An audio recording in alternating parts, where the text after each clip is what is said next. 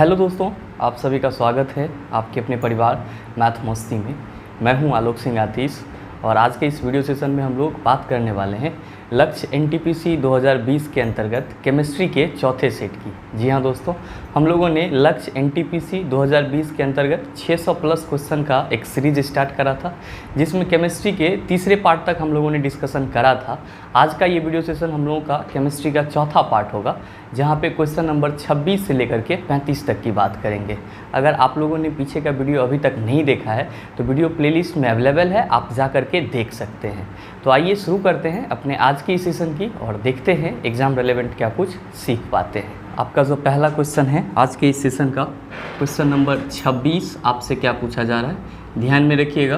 Question number 1 से लेकर के 25 तक हमने केमिस्ट्री के पार्ट 1, पार्ट 2 और पार्ट 3 इस तीनों ही वीडियो में करा दिया है। वीडियो प्लेलिस्ट में अवेलेबल है, आप जा करके देख सकते हैं। 26 नंबर का क्वेश्चन बहुत ही आसान सा सवाल। आपसे क्या कहा जा रहा है कि खाने वाले सामान्य नमक का रासायनिक नाम क्या होता है। आप सभी को मालूम है सर, सोडियम क्लोराइड। तो आपके इस क्वेश्चन का सही आंसर क्या हो जाएगा? आप कहेंगे sir option number B is the right answer of this question. अच्छा, ध्यान में रखिएगा कि सोडियम क्लोराइड का फॉर्मूला क्या होता है। तो आप सभी कहेंगे सर NaCl। क्या होता है फॉर्मूला? NaCl। अच्छा, इसको हम लोग क्या बोलते हैं सर? इसको हम लोग लवण भी बोलते हैं और लवण का ही इंग्लिश क्या होता है? सॉल्ट होता है। सोडियम क्लोराइड आपका बनता कैसे है?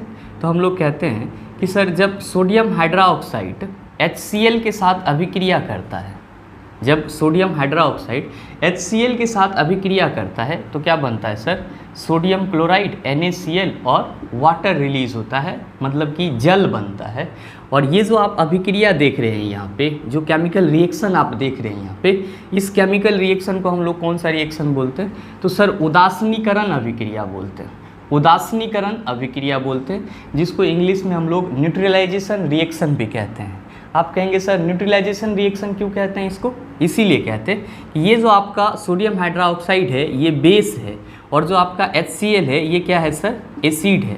तो आपको पता है कि when the acid reacted with base then they form salt and water which are known as neutralization reaction. मतलब ये हुआ कि जब एसिड बेस के साथ रिएक्ट करता है तब ये क्या बनाता है सर? सॉल्ट एंड वाटर बनाता है। क्या बनाता है? सॉल्ट एंड वाटर बनाता है। और इसी केमिकल रिएक्शन को हम लोग क्या कहते हैं? न्यूट्रलाइजेशन रिएक्शन कहते हैं, उदासीनीकरण अभिक्रिया कहते हैं। आपके ऑप्शन में अगला है, पहला ऑप्शन है सोडियम बाइकार्बोनेट। तो सोडियम बाइकार्बोनेट को हम लोग खाने वाला सोडा कहते हैं और सोडियम बाइकार्बोनेट का फॉर्मूला होता है NaHCO3। क्या होता है सर? NaHCO3। नेक्स्ट आपका ऑप्शन है सोडियम सैलिसिलेट। अच्छा, ये क्या होता है सोडियम सैलिसिलेट? तो ध्यान में रखेंगे कि इसका उपयोग मेडिसिन में किया जाता है या मेडिसिन बनाने में किया जाता है। और सोडियम सैलिसिलेट का क्या फार्मूला होता है? तो C7H5NaO3। ठीक है सर। और इसी को हम लोग क्या बोलते हैं कि सर ये सोडियम साल्ट है किसका? सैलिसाइक्लिक एसिड का। तो जो आपका सोडियम सैलिसिलेट है आपके ऑप्शन में, ये सोडियम साल्ट है किसके साथ? सैलिसिलिक एसिड के साथ। आपका नेक्स्ट ऑप्शन है सोडियम हाइड्रोक्साइड। सर इसको हम लोग NaOH बोलते हैं और इसी को हम लोग कास्टिक सोडा के नाम से जानते हैं। किसके नाम से जानते हैं सर? कास्टिक सोडा के नाम से जानते हैं। तो आपके एग्जाम में ये भी क्वेश्चन पूछा जाता है कि निम्नलिखित में से कास्टिक सोडा है, तो आप क्या कहेंगे सर? NaOH। निम्नलिखित में से मेडिसिन में उपयोग किया जाता है, तो आपका जो सोडियम सैलिसिलेट है इसका उपयोग मेडिसिन में किया जाता है। इस चीज़ को आप ध्यान में रखेंगे। मेरे मित्र, आपके एग्जाम में कभी कभी ये भी क्वेश्चन पूछा जाता है कि वॉशिंग सोडा के एक अणु में वाटर के कितने मॉलिक्यूल्स होते हैं, या वॉशिंग सोडा में वाटर के कितने मॉलिक्यूल्स होते हैं। मैंने आपको कई बार बताया है कि सर वॉशिंग सोडा का जो फॉर्मूला होता है वो होता है Na2CO3 10H2O। और मैंने आपको कई बार ट्रिक के माध्यम से बताया है कि जब आप कपड़ा धोते हैं तो आपको कितना बाल्टी पानी की ज़रूरत होती है? 10 बाल्टी पानी की ज़रूरत होती है। तो जब भी आपसे ये क्वेश्चन पूछा जाए कि वॉशिंग सोडा में पानी के मॉलिक्यूल्स कितने पानी के मॉलिक्यूल्स हैं, तो आप क्या कहेंगे कि वॉशिंग सोडा में पानी के 10 मॉलिक्यूल्स हैं। बस आप इस चीज़ को ध्यान में रखेंगे। उम्मीद करते हैं आप समझ पाए होंगे। चलते हैं अगले क्वेश्चन की तरफ। आपका जो अगला सवाल है क्वेश्चन नंबर 27 आपसे क्या पूछा जा रहा है, बहुत ही आसान सा सवाल कि माचिस की तीलियों में डैश होता है। आपका ऑप्शन है सल्फर, फास्फोरस, मैग्नीशियम और पोटेशियम। क्या होगा इसका आंसर? आप सभी कहेंगे कि सर फास्फोरस होता है। कौन सा फास्फोरस होता है सर? तो रेड फास्फोरस होता है, लाल फास्फोरस होता है। तो आपके इस क्वेश्चन का सही आंसर क्या हो जाएगा सर? ऑप्शन नंबर बी हो जाएगा। ध्यान में रखिएगा सर कि इस रेड फास्फोरस के साथ और क्या सब मिक्स रहता है? तो सर रेड फास्फोरस के साथ पोटेशियम क्लोरेट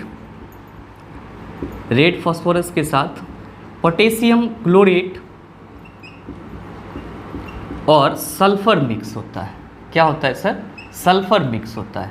ध्यान में आपको ये भी रखना है कि सर रेड फास्फोरस जो होता है ये क्या होता है? ज्वलनशील पदार्थ होते हैं। रेड फास्फोरस ज्वलनशील पदार्थ होते हैं। अच्छा, रेड फास्फोरस को जलने के लिए ऑक्सीजन कौन प्रदान करता है? तो ये जो हम लोग पोटेशियम क्लोरेट मिलाते हैं इसमें सर, ये पोटेशियम क्लोरेट क्या करता है सर? रेड फास्फोरस को जलने के लिए ऑक्सीजन प्रदान करता है। बस आपको इतना सा चीज़ इसमें याद रखना है, क्या कि रेड फास्फोरस के साथ जो पोटेशियम क्लोरेट मिला हुआ रहता है वो क्या करता है? ऑक्सीजन प्रदान करता है। तो आपसे जो क्वेश्चन पूछा जा रहा है कि माचिस की तीलियों में डैश होता है, तो अब आप सभी कहेंगे सर फास्फोरस होता है। उम्मीद करते हैं आप समझ पाए होंगे। चलते हैं अगले क्वेश्चन की तरफ। आपका जो अगला क्वेश्चन है क्वेश्चन नंबर 28 आपसे क्या पूछा जा रहा है सर? क्वेश्चन नंबर 28 आपसे पूछा जा रहा है कि डैश की उपस्थिति के कारण हमें यह गंध महसूस होती है जिससे हमें एलपीजी सिलेंडर लीक होने का पता चलता है। आपका ऑप्शन है nitrogen peroxide, carbon monoxide, sulphur यौगिक। ऑप्शन डी है कार्बन डाइऑक्साइड। क्या होगा इसका आंसर? एक बार क्वेश्चन को समझिएगा कि आपके घर में जो गैस लीक होता है तो वो आपका जो गैस लीक हो रहा है वो कैसे पता चलता है? तो आप कहेंगे सर बदबू आती है, महकता है। तो वो जो बदबू आ रही है वो किसके कारण आ रही है? आपसे ये पूछा जा रहा है। तो आप सभी कहेंगे सर सल्फर यौगिक के चलते क्या होती है? बदबू आती है। आप कहेंगे सर सल्फर यौगिक हम लोग तो पढ़े हैं इथाइल मरकेप्टन के चलते या एथिल मरकेप्टन के चलते एलपीजी से गंध आती है। सर एथिल मरकेप्टन को ही सल्फर यौगिक बोला जाता है। क्यों? क्योंकि इसमें सल्फर प्रेजेंट होते हैं। तो पहले तो आप अपने आंसर की बात कर लीजिए, उसके बाद इसके डिटेल की बात करते हैं। तो आपसे जो क्वेश्चन पूछा जा रहा है कि डैश की उपस्थिति के कारण हमें यह गंध महसूस होती है जिससे हमें एलपीजी सिलेंडर लीक होने का पता चलता है। तो आप कहेंगे sir option number C sulphur यौगिक के चलते हमको क्या पता चलता है कि हमारे घर में जो एलपीजी सिलेंडर है वो लीक हो रहा है। आप कहेंगे कि सर इस सल्फर यौगिक का फार्मूला क्या होता है? तो सर CH3 CH2 और SH क्या होता है? फार्मूला होता है। और सर जी इसी को हम लोग एथिल मरकेप्टन कहते हैं। क्या कहते हैं? एथिल मरकेप्टन कहते हैं। तो ध्यान में रखिएगा कि आपका जो एलपीजी महकता है, एलपीजी जो महकता है वो किसके चलते? एथिल मरकेप्टन के चलते। एथिल मरकेप्टन क्या है? तो आप देख रहे हैं कि इसके फार्मूला में यहाँ पे सल्फर है, तो एथिल मरकेप्टन आपका सल्फर यौगिक है। क्या है सर? सल्फर यौगिक है। बस आपको इस चीज़ को ध्यान में रखना है। अब आप में से बहुत सारे मित्र कहेंगे कि सर इस एलपीजी का फुल फॉर्म क्या होता है? तो ध्यान में रखेंगे सर एलपीजी का फुल फॉर्म होता है लिक्विफाइड पेट्रोलियम गैस, यानी कि द्रवीभूत पेट्रोलियम गैस। और इस एलपीजी में और क्या क्या रहता है सर? तो इस एलपीजी का जो प्राइमरी कंपोजिशन होता है वो होता है सर प्रोपेन। क्या होता है? प्रोपेन, ब्यूटेन, और फिर हम लोग कहते हैं कि सर इसमें प्रोपिलीन भी रहता है, ब्यूटिलीन भी रहता है और आइसोब्यूटेन भी रहता है। क्या रहता है सर? आइसोब्यूटेन भी रहता है। तो बस आपके एग्जाम में अगर कभी क्वेश्चन पूछा जाता है आपसे इसके कंपोजिशन के आधार पे, तो क्या कि निम्नलिखित में से एलपीजी का मेन घटक कौन सा है? तो आप कहेंगे सर ब्यूटेन और प्रोपेन जो है वो एलपीजी का क्या है?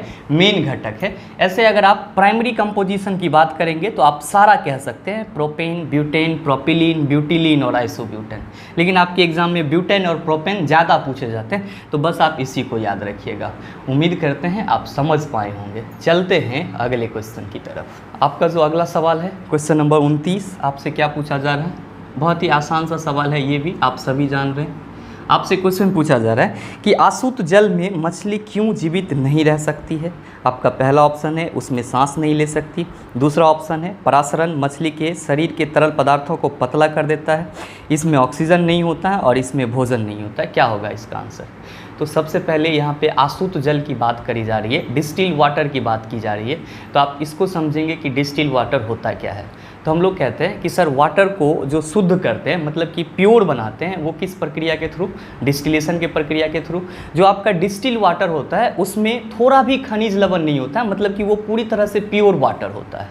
तो जब डिस्टिल वाटर में मछली को डाला जाता है तो मछली के शरीर से क्या होती है सर? परासरण की प्रक्रिया होती है, जिसके चलते जो डिस्टिल वाटर है ये द्रव उस मछली के शरीर में चला जाता है, और मछली के शरीर में जो जीने के लिए पहले से द्रव उपस्थित होता है वो हो जाता है सर पतला, जिसके चलते मछली आपका क्या हो जाता है? मर जाता है। मतलब ये हुआ कि आशुद्ध जल में परासरण के कारण मछली के शरीर में जो द्रव है वो पतला हो जाता है और इसी के चलते मछली मर जाता है। तो आपसे जो क्वेश्चन पूछा जा रहा है कि आशुद्ध जल में मछली क्यों जीवित नहीं रह सकती, तो आप सीधे सीधे क्या कहेंगे कि सर हमारे इस क्वेश्चन का सही आंसर क्या हो जाएगा? ऑप्शन नंबर बी हो जाएगा कि परासरण मछली के शरीर के तरल पदार्थों को क्या कर देता है? पतला कर देता है, जिससे मछली आपका क्या हो जाता है? डेथ कर जाता है, मर जाता है। तो आपकी इस क्वेश्चन का सही आंसर क्या हो जाएगा सर? ऑप्शन नंबर बी हो जाएगा। उम्मीद करते हैं आप समझ पाए होंगे। चलते हैं अगले क्वेश्चन की तरफ। आपका जो अगला क्वेश्चन है, क्वेश्चन नंबर 30, आपसे क्या पूछा जा रहा है? क्वेश्चन नंबर 30 पूछा जा रहा है कि मीथेन के जलने पर क्या होता है? आपका ऑप्शन है कार्बन मोनोऑक्साइड निकलती है, दूसरा ऑप्शन है कार्बन राख शेष रह जाती है, तीसरा ऑप्शन है कार्बोनेट बनता है, चौथा ऑप्शन है आपका कार्बन डाइऑक्साइड एवं पानी निकलता है। सबसे पहले तो आप इस मीथेन की बात कर लीजिए, फिर इसके जलने की बात करेंगे कि सर ये मीथेन है क्या।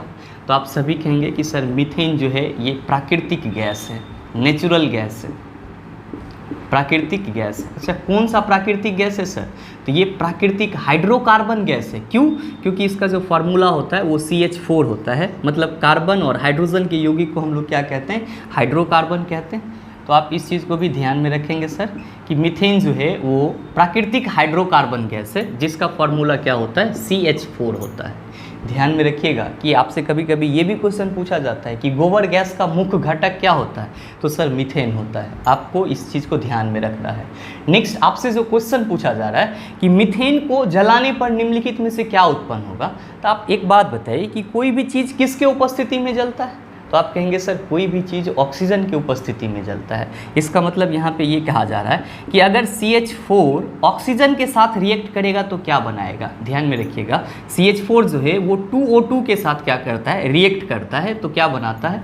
कार्बन डाइऑक्साइड बनाता है, और सर 2H2O वाटर रिलीज करता है। मीथेन आपका जब ऑक्सीजन के साथ जलता है तो क्या बनाता है? कार्बन डाइऑक्साइड और पानी। तो आपसे जो क्वेश्चन पूछा जा रहा है कि मीथेन के जलने पर क्या होता है, तो आप सभी कहेंगे कि सर कार्बन डाइऑक्साइड एवं पानी निकलता है। तो आपके इस क्वेश्चन का सही आंसर क्या हो जाएगा? ऑप्शन नंबर डी हो जाएगा। उम्मीद करते हैं आप समझ पाए होंगे। चलते हैं अगले क्वेश्चन की तरफ। आपका जो अगला सवाल है क्वेश्चन नंबर 31, आपसे क्या पूछा जा रहा है? क्वेश्चन नंबर 31 आपसे पूछ रहा है कि प्याज काटते समय आँखों में जलन पैदा करने वाला यौगिक कौन है? आपका ऑप्शन दिया हुआ है कार्बन, नाइट्रोजन, सल्फर और हाइड्रोजन। क्या होगा इसका आंसर? आप सभी याद किए होंगे सर, प्याज काटते वक्त आँख में जो जलन होता है वो किसके चलते होता है? तो सल्फर यौगिक के चलते होता है। तो आप सभी कहेंगे कि सर हमारे इस क्वेश्चन का सही आंसर तो ऑप्शन नंबर सी हो जाएगा। क्या हो जाएगा सर?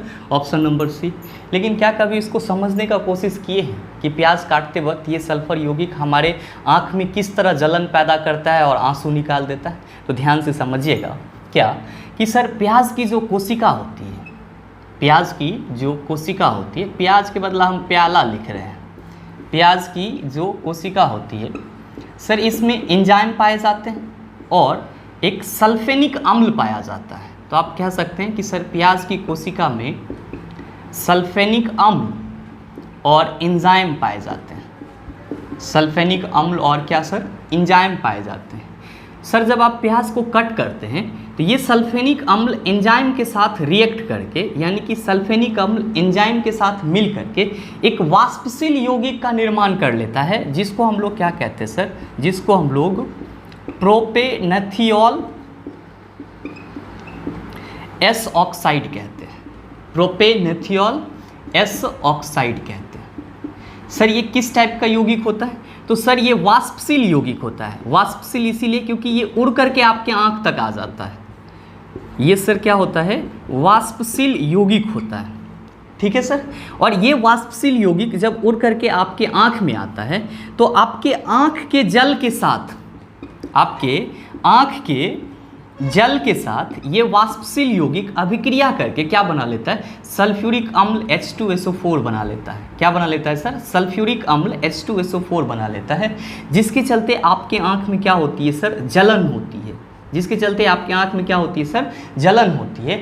और इसी जलन होने के चलते सर आपकी आंख की जो अश्रु ग्रंथियां होती है, जो टीयर्स ग्लैंड होते हैं, अश्रु ग्रंथियां होती है, वो क्या हो जाती है सर, एक्टिव हो जाती है। और आपको आंख से क्या होता है सर, आंसू आना शुरू हो जाता है। आपको आंख से क्या होता है सर, आंसू आना शुरू हो जाता है।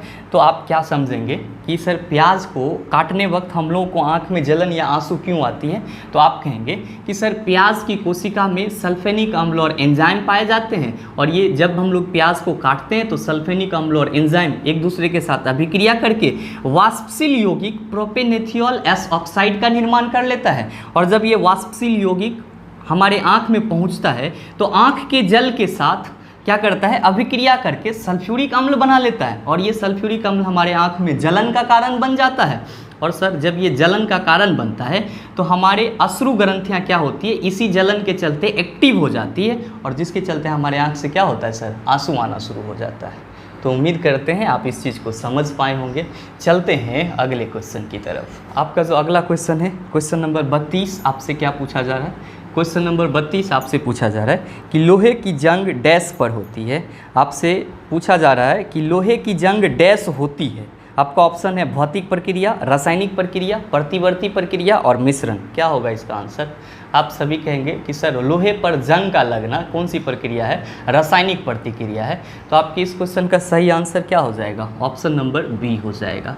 ध्यान में रखिएगा कि जब हम लोग आयरन आर्टिकल्स को या लोहे से बने किसी सामान को ह्यूमिड एटमॉस्फेयर में रखते हैं, यानी कि आर्द्र वातावरण में रखते हैं, तो वो वातावरण के नमी के चलते धीरे धीरे क्या होता है सर, ऑक्सीकृत होना शुरू हो जाता है, जिसके चलते लोहे के आर्टिकल्स पर या लोहे के सामान पर एक भूरा कलर का लेयर जमना शुरू हो जाता है, जिसको हम लोग जंग बोलते हैं। और ध्यान में रखिएगा आपके एग्जाम में इस जंग का फार्मूला भी पूछा जाता है। तो आप क्या कहेंगे कि सर जंग का जो फार्मूला होता है वो होता है Fe2O3 और XH2। बस आपको ये जंग का फार्मूला याद रखना है, क्योंकि आपके एग्जाम में ये चीज़ पूछा जाता है। तो ये जो लोहे पर जंग लगने की प्रक्रिया होती है ना, ये एक रासायनिक प्रक्रिया है। क्या है सर? केमिकल रिएक्शन है। तो आपके इस क्वेश्चन का सही आंसर क्या हो जाएगा, ऑप्शन नंबर बी हो जाएगा। भौतिक प्रक्रिया आप सभी समझते होंगे। अच्छा, भौतिक और रासायनिक प्रक्रिया में सबसे बड़ा डिफरेंसेस क्या है? तो सर भौतिक प्रक्रिया में हम लोग पदार्थ को फिर से प्राप्त कर सकते हैं, लेकिन रासायनिक प्रक्रिया में सर पदार्थ को हम फिर से प्राप्त नहीं कर सकते हैं। या और आसान भाषा में अगर आप समझना चाहें तो ये कह सकते हैं कि भौतिक प्रक्रिया में कोई भी नया पदार्थ नहीं बनता है, जबकि रासायनिक प्रक्रिया में एक नया पदार्थ बनता है। ध्यान में रखिएगा कि आपके ऑप्शन में मिश्रण भी है। तो मिश्रण क्या होता है सर? तो हम लोग कहते हैं जब दो या दो से अधिक पदार्थों को किसी भी अनुपात में मिला देते हैं तब हम लोग का क्या तैयार हो जाता है, मिश्रण तैयार हो जाता है। अच्छा, ध्यान रखिएगा यौगिक के बारे में क्या, कि दो या दो से अधिक पदार्थ को जब हम एक निश्चित अनुपात में मिलाएंगे तब क्या बनेगा, यौगिक बनेगा। और हम कह रहे हैं कि किसी भी अनुपात में मिला दे रहे हैं तब क्या बनेगा सर, तो मिश्रण बनेगा। बस आप इतना याद रखिएगा। उम्मीद करते हैं समझ पाए होंगे। चलते हैं अगले क्वेश्चन की तरफ। आपका अगला क्वेश्चन, क्वेश्चन नंबर 33, बहुत ही आसान सा सवाल। ध्यान में रखिए, दोनों क्वेश्चन आपका सेम है, और मेरा इस दोनों क्वेश्चन को करवाने का मकसद यही है कि आपसे क्वेश्चन किसी भी तरीक़ा से पूछा जा सकता है। बस यही मेन मुद्दा है। क्या है क्वेश्चन? लोहे पर जंग लगना एक समान उदाहरण है। आप सभी कहेंगे सर रासायनिक परिवर्तन का। तो हमारे इस क्वेश्चन का सही आंसर क्या हो जाएगा, ऑप्शन नंबर डी हो जाएगा। तो एक तरीका क्वेश्चन पूछने का 32 के जैसे पूछ सकता है, और दूसरा तरीका क्वेश्चन पूछने का 33 की तरह पूछ सकता है। तो देखिए आपके ऑप्शन में भौतिक परिवर्तन है, वो तो अभी आपको जस्ट बताए। ऊष्माक्षेपी और ऊष्माशोषी भी दिया हुआ है। तो ध्यान में रखिएगा, ऊष्माक्षेपी को हम लोग क्या कहते हैं, इंग्लिश में एक्सोथर्मिक रिएक्शन कहते हैं। क्या कहते हैं? एक्सोथर्मिक। और ऊष्माशोषी को क्या कहते हैं, एंडोथर्मिक रिएक्शन कहते हैं। अच्छा, आप लोग में से बहुत सारे कहेंगे आप अंग्रेजी में लिख दिए तो समझ में नहीं आया।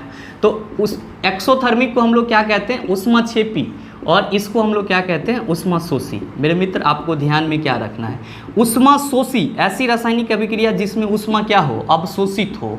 ऐसी रासायनिक अभिक्रिया जिसमें ऊष्मा क्या हो सर, अवशोषित हो, उसको हम लोग ऊष्माशोषी अभिक्रिया कहते हैं। ऊष्माक्षेपी ऐसी रासायनिक अभिक्रिया जिसमें ऊष्मा क्या हो सर, निष्कासित हो। जिसमें ऊष्मा क्या हो सर, निष्कासित हो, उसको हम लोग क्या कहते हैं सर, उसको हम लोग ऊष्माक्षेपी अभिक्रिया कहते हैं। सामान्य भाषा में याद रखिएगा, ऐसी रासायनिक अभिक्रिया जिसमें ऊष्मा निकल रहा होगा उसको ऊष्माक्षेपी अभिक्रिया कहेंगे।